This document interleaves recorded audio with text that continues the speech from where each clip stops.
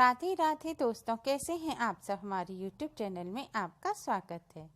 दोस्तों, शास्त्रों के अनुसार झाड़ू को महालक्ष्मी का प्रतीक माना जाता है, जो गंदगी और धूल मिट्टी में निवास करने वाली दरिद्रता को रोज हमारे घर से बाहर करती है। दोस्तों, शास्त्रों के अनुसार झाड़ू को खरीदने से लेकर झाड़ू के इस्तेमाल करने तक और फेंकने तक के भी कई नियम बताए गए हैं। आज की इस वीडियो में हम आपको बताएंगे कि दीपावली महापर्व के इन 5 दिनों में झाड़ू को किस दिन खरीदना सबसे ज़्यादा शुभ होता है। एक बार में कितनी झाड़ू खरीदनी चाहिए, झाड़ू को घर लाते समय किन नियमों का पालन करना चाहिए, झाड़ू कहाँ रखनी चाहिए और सबसे पहले झाड़ू किस जगह पर लगानी चाहिए, और झाड़ू से जुड़े कुछ सामान्य नियम। दोस्तों, शास्त्रों के अनुसार धनतेरस के दिन खरीदारी करना बहुत शुभ माना जाता है।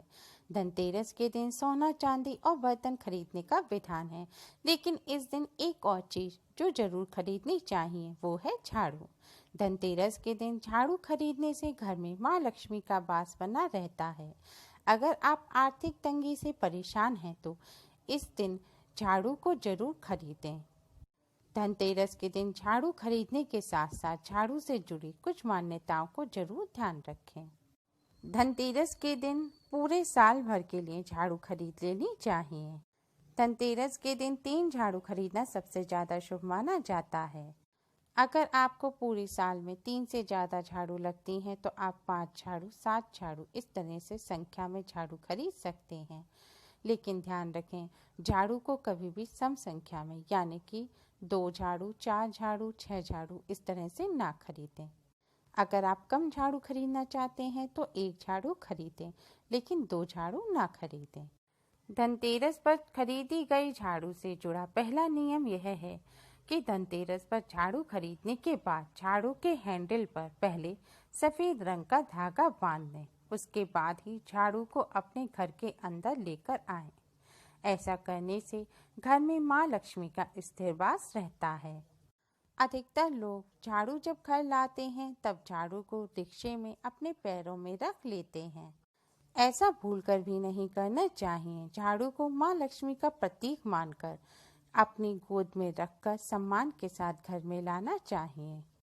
झाड़ू लाकर अपवित्र गंदे स्थान पर ना रखें। झाड़ू को दीवार के सहारे खड़ा करके भी ना रखें और झाड़ू को टांगे भी नहीं।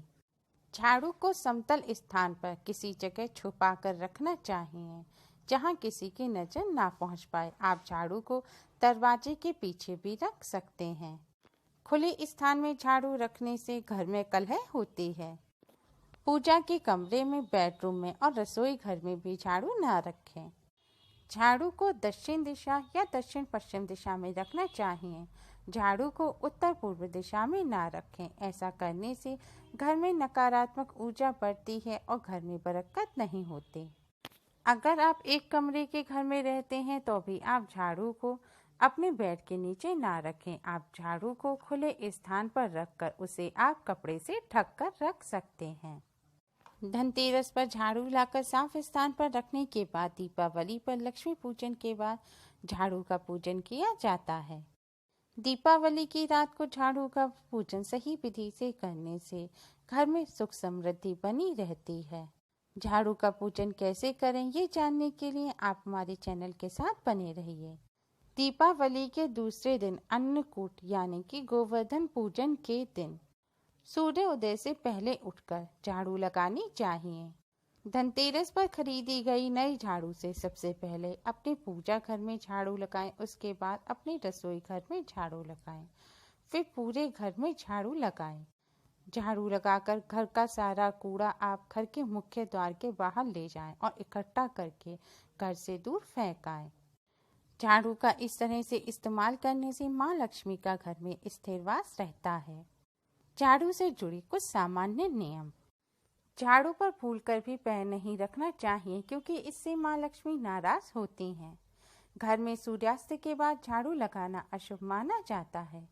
टूटी हुई झाड़ू से घर की साफ सफाई नहीं करनी चाहिए क्योंकि इससे घर में दरिद्रता आती है। किसी व्यक्ति अथवा जानवर को कभी झाड़ू नहीं मारनी चाहिए। ऐसा करना अपशकुन की श्रेणी में आता है। यदि घर का मुखिया किसी खास प्रयोजन से घर से निकले तो उसके तुरंत बाद घर में झाड़ू नहीं लगानी चाहिए। ऐसा करने से पंता काम बिगड़ जाता है। झाड़ू के उचित प्रयोग से घर में मां लक्ष्मी का स्थिर वास होता है। दुख, दरिद्रता और गरीबी का नाश होता है। उम्मीद है आपको हमारी ये वीडियो पसंद आई होगी। प्लीज़ लाइक करें, शेयर करें। हमारी और भी वीडियोस के लिए हमारे चैनल को सब्सक्राइब करना ना भूलें। Thanks for watching.